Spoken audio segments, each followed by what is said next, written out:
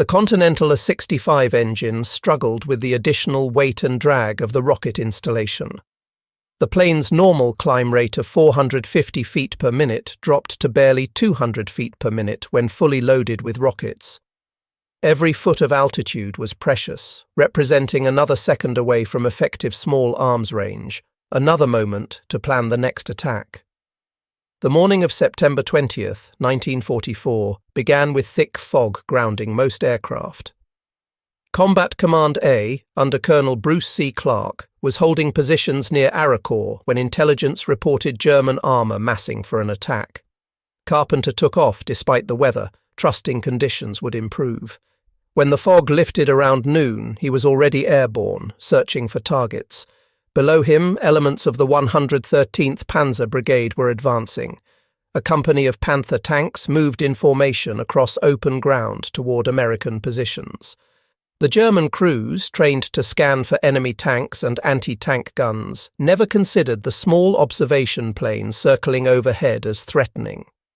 Carpenter began his attack run, entering the characteristic corkscrew descent that had become his trademark. The dive was steep, the aircraft shuddering as speed built. At precisely 100 yards, he fired. 6 rockets streaked toward the lead Panther. The rocket struck the thin roof armour, penetrating into the crew compartment. The tank lurched to a stop, smoke pouring from its hatches. Banking hard left, Carpenter climbed away as machine gun fire erupted from the German column. He could hear bullets punching through the fabric skin of his aircraft as he struggled for altitude. Within 30 minutes he had landed, reloaded, and was airborne again. The second sortie found the German tanks attempting to reorganize. They had spread out, making themselves harder targets, but also disrupting their own advance.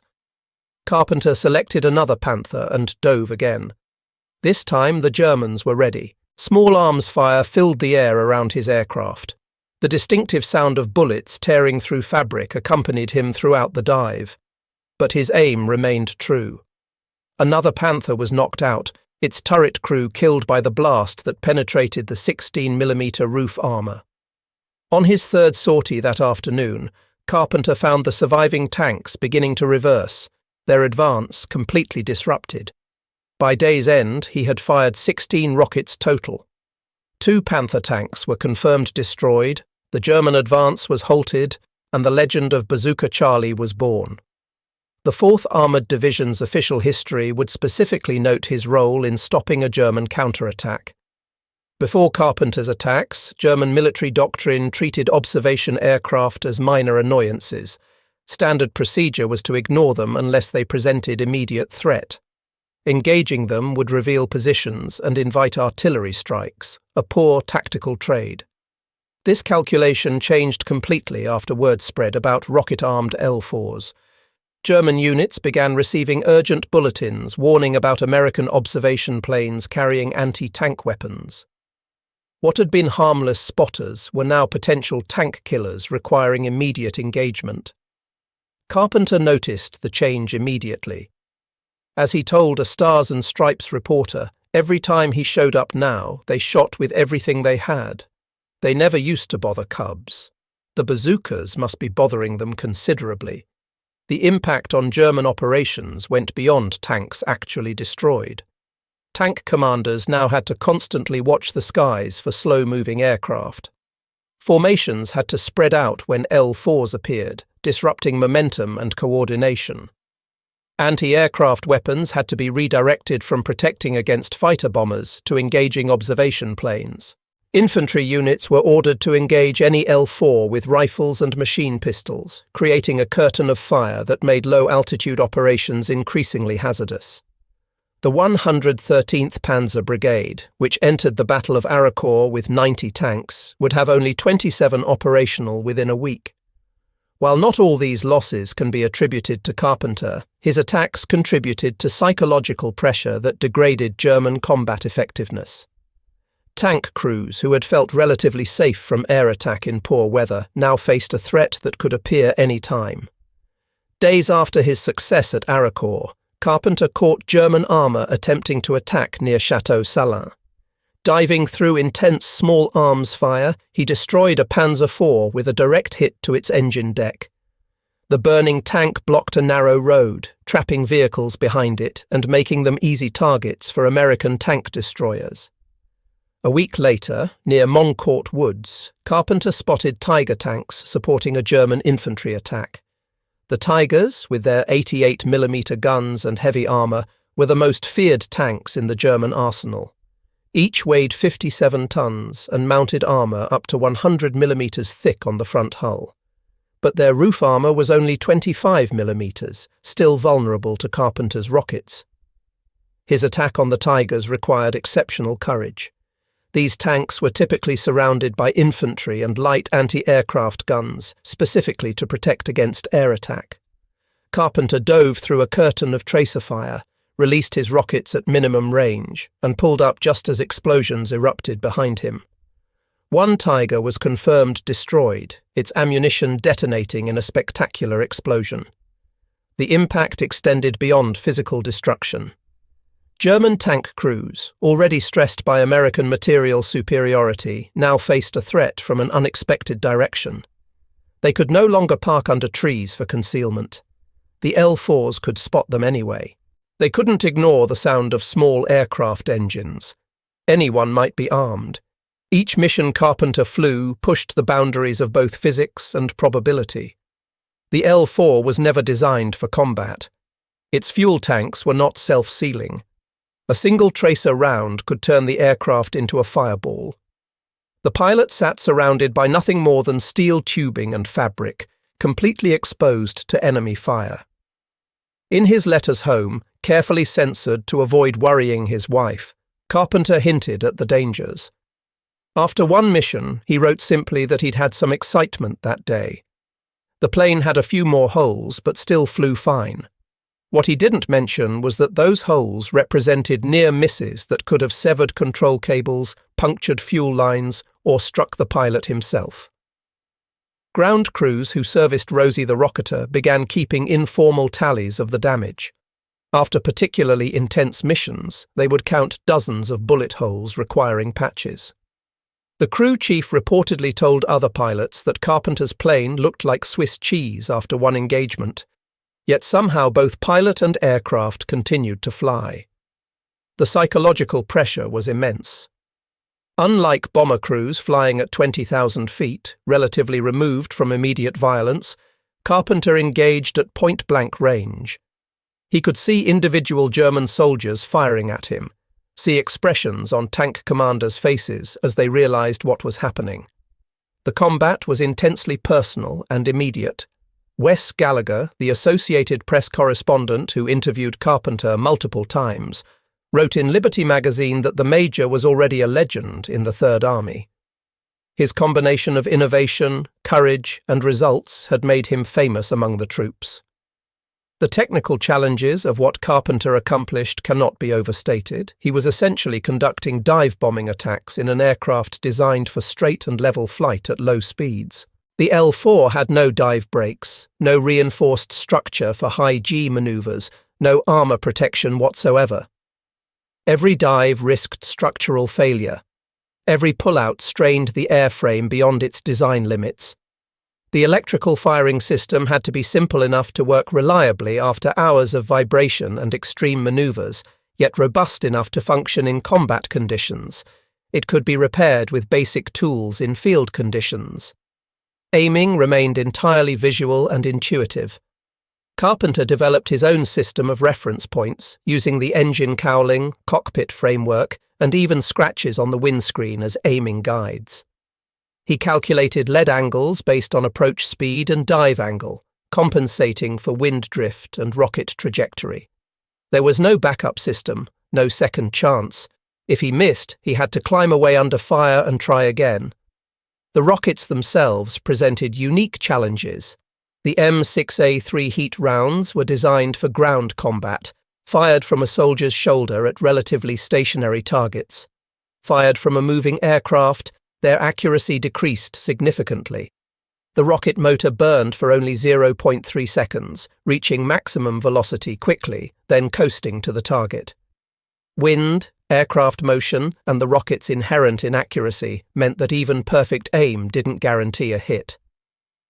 The Battle of Arracore, where Carpenter achieved his most famous success, represented more than just a tactical engagement. It was the largest tank battle on the Western Front, with American forces ultimately destroying 200 German tanks and assault guns, while losing only 25 of their own. The German plan called for the 5th Panzer Army to break through American lines and recapture Nancy, threatening Patton's entire advance. The attacking force included some of Germany's best remaining armoured units, though many were understrength and hastily reorganised after disasters in Normandy. The 4th Armoured Division bore the brunt of the German assault. Outnumbered significantly, they relied on superior tactics, better logistics, and innovative solutions like Carpenter's tank-hunting L-4. The division's tank destroyers, artillery, and armour worked in coordination, with Carpenter providing critical reconnaissance and direct attack capability. His actions on September 20th came at a crucial moment. The German advance had achieved initial surprise, and some American positions were in danger of being overrun. By disrupting the Panther Company's attack, Carpenter bought time for American forces to reorganize and bring up reinforcements. His attack wasn't just tactically successful, it had operational implications for the entire battle. The psychological impact rippled through German ranks. Tank crews who had felt relatively safe from air attack since American fighter bombers rarely operated in poor weather, now had to fear even the smallest observation aircraft. The need to constantly scan for L-4s and disperse when they appeared slowed German operations and disrupted coordination. By November 1944, Carpenter had become a celebrity within the Third Army. Stars and Stripes ran multiple articles about Bazooka Charlie. Popular Science featured him in their February 1945 issue as part of their What's New in Aviation series, Piper Cub Tank Buster. Liberty magazine, the New York Sun, and other publications picked up his story, making him one of the most famous pilots in the European theatre. But fame came with increased danger. German units were specifically warned about rocket-armed Cubs. Anti-aircraft defences were reinforced with light guns and additional machine guns specifically to counter the L-4 threat. Every mission became increasingly hazardous as German gunners gained experience engaging slow-moving aircraft at low altitude. Carpenter's own comments to reporters revealed his fatalistic attitude. Some people thought he was nuts, he said, but he believed that fighting a war meant getting on with it every minute of every hour, all day, every day. When asked about danger, he simply shrugged and said his luck had been marvellous. That luck was tested repeatedly. Beyond the church steeple incident he mentioned in his letter home, there were other close calls. Machine gun fire once severed one of his elevator control cables, leaving him with minimal pitch control for the flight back to friendly territory. Another time, an anti-aircraft shell exploded close enough to pepper his aircraft with shrapnel, miraculously missing both pilot and critical control systems. His crew chief, whose name has been lost to history, reportedly begged Carpenter to stop flying the rocket attacks. The ground crew had seen too many L-4s return riddled with holes, or not return at all. But Carpenter continued, driven by a combination of duty and determination that fellow pilots found both inspiring and concerning. Carpenter's courage wasn't limited to aerial combat. On at least one documented occasion, he landed his L-4 near a battlefield, grabbed a discarded M1 rifle, and participated in ground combat. After destroying a German column with his bazookas, he landed on a nearby road and took 6 German soldiers prisoner, marching them back to American lines at gunpoint. Another incident involved Carpenter landing near a disabled American Sherman tank under German fire. He climbed onto the tank and manned the .50 caliber machine gun, helping to drive off a German infantry assault while the tank crew conducted emergency repairs. His actions that day earned particular recognition from the tank crew, who credited him with saving their lives. These ground combat episodes earned him recognition beyond his aviation achievements. General Patton himself presented Carpenter with the Silver Star, reportedly saying this was the kind of fighting man he wanted in his army. Carpenter would also receive the Bronze Star with Oak Leaf Cluster and the Air Medal with Oak Leaf Cluster. The ground combat episodes revealed something important about Carpenter's character. He wasn't content to be merely an observer or even a flying tank destroyer. He wanted to be in the fight wherever it was happening, using whatever weapons were available. This attitude, while admirable, also suggested a man pushing himself beyond reasonable limits. Official records credit Carpenter with destroying 6 tanks total, including 2 Tiger I heavy tanks. Unofficial accounts, including claims by witnesses, suggest the number might have been higher. The discrepancy likely reflects difficulty in confirming kills in fluid combat situations where multiple weapons systems engaged the same targets. Each confirmed kill required extraordinary circumstances to align perfectly. Weather had to be suitable for flying, but poor enough that German fighters weren't active. Carpenter had to locate targets, approach without being shot down, achieve accurate rocket hits, survive the attack, and return safely. Then the kills had to be verified by ground forces, which wasn't always possible in fast-moving situations. Fellow pilots who witnessed Carpenter's attacks described them as impossible and insane.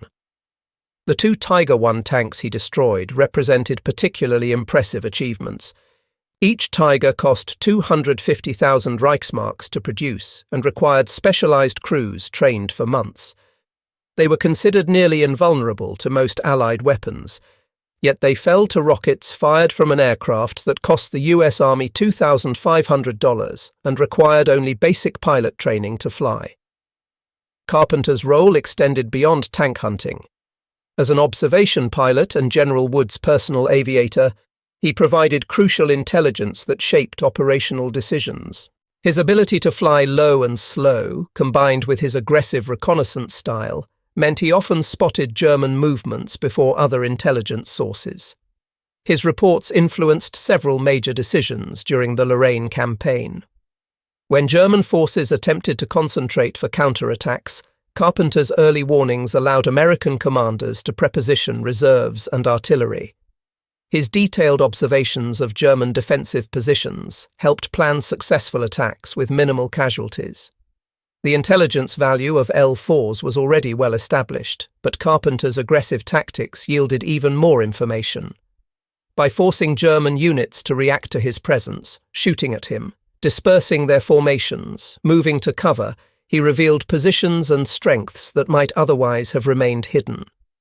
This intelligence work, while less dramatic than his tank hunting exploits, may have been his most valuable contribution to the war effort.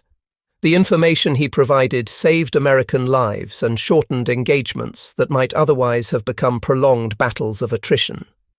The success of Carpenter's improvised weapons system highlighted a curious aspect of World War II technology. Germany, despite its reputation for advanced weaponry, had no equivalent to the simple, effective L-4 observation plane. The Wehrmacht relied on the Fieseler Vieh 156 Storch for similar missions, but it was larger, more complex, and produced in much smaller numbers. The American approach of mass-producing simple, reliable equipment proved superior to German emphasis on technological sophistication. The L-4 was essentially a civilian aircraft pressed into military service with minimal modifications. Yet its simplicity was its strength. It was easy to fly, maintain, and repair with basic tools and materials. Germany's tank designers had created magnificent machines optimized for tank-versus-tank combat. The Panther's long 75mm gun could destroy any Allied tank at ranges where return fire was ineffective. Its frontal armour was nearly impervious to Allied weapons. But this optimization for ground combat left vulnerabilities that simple American ingenuity could exploit. The bazooka itself represented American pragmatism. Developed quickly from a simple concept, mass-produced in huge numbers, it gave every infantry squad anti-tank capability. When Carpenter mounted 6 of them on an observation plane, he created a weapons system German doctrine had never anticipated and couldn't effectively counter. As 1944 turned to 1945, Carpenter continued flying combat missions despite increasing German awareness of rocket-armed Cubs. The Wehrmacht issued specific instructions for dealing with armed observation aircraft, including dedicating anti-aircraft weapons to tracking them whenever they appeared.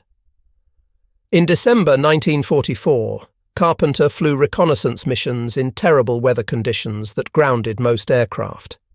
His reports on German movements helped American commanders respond to the surprise offensive known as the Battle of the Bulge.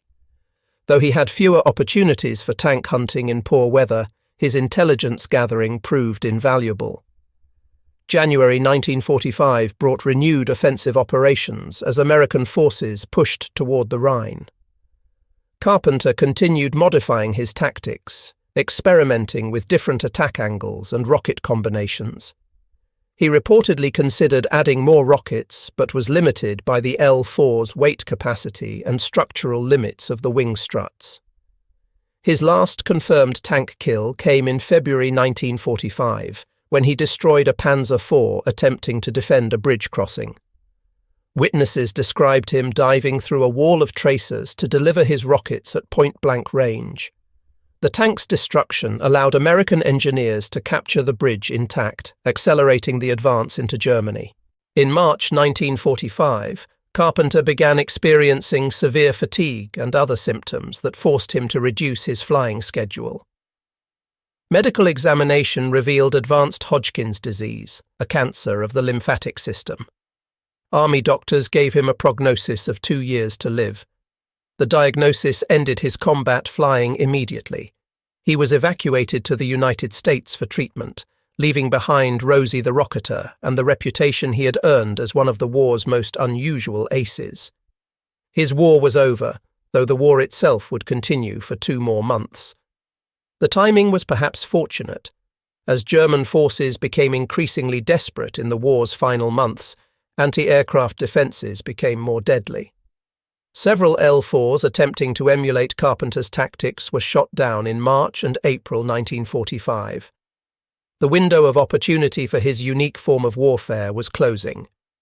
Carpenter received an honorable discharge from the Army in 1946 and returned to teaching. Against medical predictions, he survived far longer than the 2 years doctors had given him. He taught history at Urbana High School in Illinois, resuming married life with Elder and their daughter Carol. Remarkably, he rarely spoke about his wartime experiences. His daughter later revealed that she knew little about his combat record until after his death. This silence was common among combat veterans, but particularly poignant given the extraordinary nature of Carpenter's service. In summers, he ran a boys' camp in the Ozarks, teaching outdoor skills and character development. Former campers interviewed decades later remembered him as strict but fair, with high expectations for behavior and effort. Charles Carpenter died in 1966, having outlived his doctor's prognosis by 19 years. He spent those years teaching young Americans about history, perhaps hoping they would understand that ordinary people can achieve extraordinary things when circumstances demand it. His students remembered him as demanding but fair, never knowing they were being taught by someone who had changed the nature of aerial warfare through sheer will and innovation. For decades after the war, the fate of Rosie the Rocketer remained unknown. The aircraft had presumably been scrapped like thousands of other war surplus L-4s, its historical significance unrecognized. Then, in October 2017, aviation historians made a remarkable discovery. Serial number 43-30426 was found in the collection of the Austrian Aviation Museum in Bad Vöslau, Austria. How it arrived there remains unclear, but the aircraft was definitely Carpenter's. Serial numbers and other markings confirmed its identity. More remarkably, the aircraft retained evidence of its combat service, including multiple professionally patched bullet holes. The Collings Foundation acquired the aircraft in 2019 and brought it back to the United States. A careful restoration followed, with historians and technicians working to return Rosie to her wartime configuration. The bullet hole patches were preserved as historical evidence of the aircraft's combat service. The restoration revealed previously undocumented details about Carpenter's modifications. The mounting points for the bazookas were still visible on the wing struts. Analysis of the patches showed that bullets had struck from multiple angles, confirming accounts of attacks through heavy ground fire. Some patches overlapped, indicating the aircraft had been repaired multiple times between missions. While Carpenter's bazooka-armed L-4 was never officially adopted as a weapons system, the concept influenced military thinking about organic army aviation. The idea that ground forces needed their own air support, not dependent on Air Force priorities, gained credibility through examples like Carpenter's direct battlefield intervention. The Korean War saw limited experiments with armed light aircraft, though none achieved Carpenter's success. The real vindication of his concept came with the development of attack helicopters in the 1960s. The AH-1 Cobra and later Apache helicopters embodied the same principle: slow, low-altitude platforms delivering direct fire support to ground forces. Modern military doctrine recognizes the value of what Carpenter demonstrated, that air support doesn't always require fast jets and heavy bombs. Sometimes precise firepower delivered at close range by a platform that can loiter and observe is more valuable than high-speed attack runs. The improvised nature of Carpenter's weapon system also influenced military thinking about field modifications and soldier-driven innovation. The US military became more receptive to bottom-up improvements, recognizing that combat troops often developed practical solutions that engineers hadn't considered. Carpenter's personal letters and interviews reveal a complex individual. He wasn't a glory seeker or reckless thrill seeker. His comments to reporters and letters home suggest someone who understood the moral complexities of war while maintaining absolute determination to do his duty. He expressed pride in his achievements, but also sadness at the necessity of killing. One particularly poignant letter, written after destroying a Tiger tank, reflected on the humanity of his enemies. They were someone's sons, perhaps fathers. But they were trying to kill his friends, and he couldn't allow that. This emotional intelligence, combined with tactical brilliance, made him exceptional among warriors. Carol Apaki, his daughter, described her father as a peaceful man who compartmentalized his war experiences. He had moved on emotionally, she said in interviews. She thought he came back from the war shattered, and it was a hard time for her mother too, trying to start life over again, waiting 4 years for him to come home, thinking he never would. A bronze sculpture unveiled at Moline High School in 2023 commemorates Carpenter's service, showing him standing beside a representation of his L-4. The dedication ceremony drew veterans, historians, and aviation enthusiasts from across the country. Former students from his teaching years, now elderly themselves, shared memories of a dedicated educator who never mentioned his wartime heroics. The American Heritage Museum in Massachusetts, where the restored Rosie the Rocketer is displayed, created an extensive exhibit about Carpenter's service. Visitors can see the actual aircraft, complete with bullet holes, and learn about the man who turned an observation plane into a tank destroyer. The Experimental Aircraft Association features Carpenter's story in educational programs, using his innovation as an example of American ingenuity and determination. Young pilots learn not just about his tactical achievements, but about the kind of thinking that turns limitations into advantages. Military historians continue to study Carpenter's tactics and their impact on the Lorraine campaign. While his 6 confirmed tank kills might seem modest compared to thousands of tanks destroyed in World War II, the psychological and tactical impact far exceeded the raw numbers. Carpenter's success raises important questions about innovation, courage, and the nature of warfare. How did a history teacher with no special combat training become one of the war's most unusual aces? The answer lies in a combination of factors that rarely align. First, his position as General Wood's personal pilot gave him unusual freedom to pursue his own initiatives. Most L-4 pilots were restricted to specific reconnaissance patterns and schedules. Carpenter could hunt targets of opportunity, choosing when and where to strike. Second, his teaching background may have contributed to his tactical thinking. History teachers understand patterns, cause and effect, and the importance of timing. Carpenter applied these analytical skills to combat, recognizing vulnerabilities others might have missed. Third, the specific conditions of the Lorraine campaign created opportunities for his unique tactics. The relatively open terrain, concentration of German armor, and fluid nature of the battle meant targets were available if one was brave enough to engage them. Finally, and perhaps most importantly, Carpenter possessed a rare combination of courage and fatalism that allowed him to repeatedly risk everything. His comment about attacking every minute of every hour revealed someone who had accepted the likelihood of death and decided to make it count. The statistics of Carpenter's combat service, when examined closely, reveal the extraordinary nature of his achievement. 6 tanks officially confirmed destroyed, including 2 Tiger I heavy tanks, multiple armoured vehicles and trucks destroyed, 16 rockets fired in 3 sorties on September 20th, 1944 alone, approximately 100 combat missions flown, 0 L-4 grasshoppers lost despite multiple bullet strikes. 1 pilot survived what should have been impossible odds. Each number represents dozens of split-second decisions, any one of which could have been fatal. The fact that Carpenter survived his combat tour defied probability. Contemporary pilots who attempted similar tactics rarely survived more than a few missions. The economic equation was equally remarkable. The total cost of Carpenter's L-4 and modifications was less than $5,000. The Tiger tanks he destroyed cost over 250,000 Reichsmarks each to produce, not counting training crews and transportation to the battlefield. In purely financial terms, Carpenter achieved one of the highest return on investment ratios of the war. Despite extensive documentation, some aspects of Carpenter's story remain mysterious. How did he maintain psychological stability to continue such dangerous missions? What drove him to push beyond the already dangerous job of observation, flying into the realm of direct combat?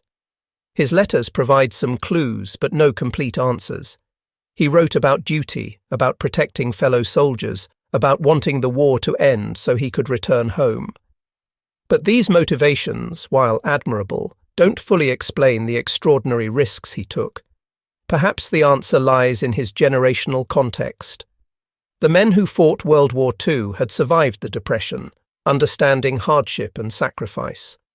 They had witnessed the rise of fascism and understood it as an existential threat to democracy. For someone like Carpenter, who taught history and understood the stakes, half measures were unacceptable. Or perhaps it was simpler. In war, ordinary people sometimes do extraordinary things because circumstances demand it. Carpenter saw a problem, German tanks killing Americans, and found a solution, however improbable. That the solution required flying a fabric-covered plane into point-blank range of enemy guns was simply an acceptable risk. Carpenter's innovations influenced more than just military tactics. His story became part of the mythology of American ingenuity, the idea that a clever individual with basic tools could overcome sophisticated enemy technology through determination and creative thinking. This narrative resonated particularly strongly in post-war America as the nation sought to understand its victory over enemies that had seemed so formidable. Carpenter's David versus Goliath story provided a perfect metaphor. American practicality and individual initiative triumphing over German engineering and military tradition. The story also influenced how the military thought about innovation. Rather than dismissing unconventional ideas from junior officers or enlisted personnel, commanders became more open to field expedients and soldier-driven improvements. The lesson of Bazooka. Charlie was clear. Sometimes the best solutions came from those closest to the problem. For the aviation community, Carpenter's exploits demonstrated the versatility of light aircraft. The humble Piper Cub, designed as a trainer and pleasure aircraft, had proven capable of roles its designers never imagined. This versatility would influence post-war aircraft development, with designers increasingly considering multiple potential uses for their creations. The story of Charles "Bazooka Charlie" Carpenter defies conventional military narrative. A history teacher flying an unarmed observation plane should not have been able to destroy German heavy tanks. A fabric-covered aircraft with a 65-horsepower engine should not have survived repeated combat missions against ground fire. 6 bazookas strapped to wing struts should not have constituted an effective weapons system. Yet all of these things happened. Between September 1944 and February 1945, Carpenter transformed the L-4 Grasshopper from a passive observation platform into an active combat system. His official tally of 6 tanks destroyed, with 2 Tiger I tanks among that total, stands as one of the most improbable achievements in military aviation history. The German forces at Aricourt and throughout the Lorraine campaign learned to fear the sound of small aircraft engines. What had been harmless spotters became potential death from above. Tank crews who had felt relatively safe from American fighter bombers, which rarely operated in poor weather or at low altitude, now faced a threat they couldn't effectively counter. The transformation in German tactics from ignoring L-4s to engaging them with everything available demonstrates the strategic impact of one pilot's innovation.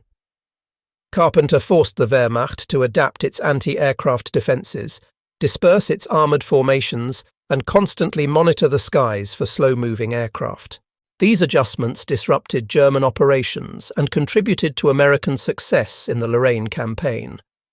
More than military achievement, Carpenter's story represents the triumph of ingenuity over conventional thinking. Faced with the problem of German armour, he created an unprecedented solution using available materials and sheer determination.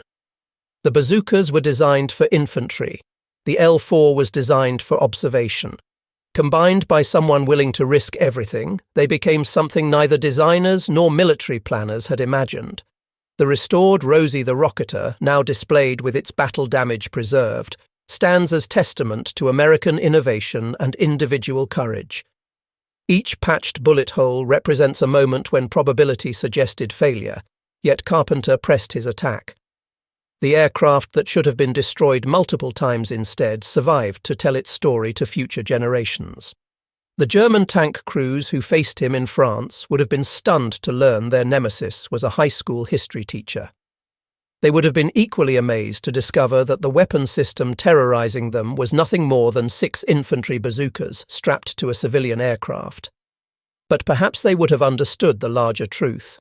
In war, innovation, courage, and determination can overcome seemingly impossible odds.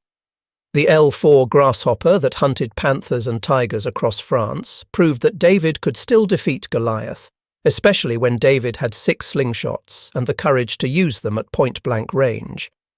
In the end, that may be the most important lesson from Bazooka Charlie's war. Human ingenuity and raw courage can transform even the humblest tools into weapons of victory.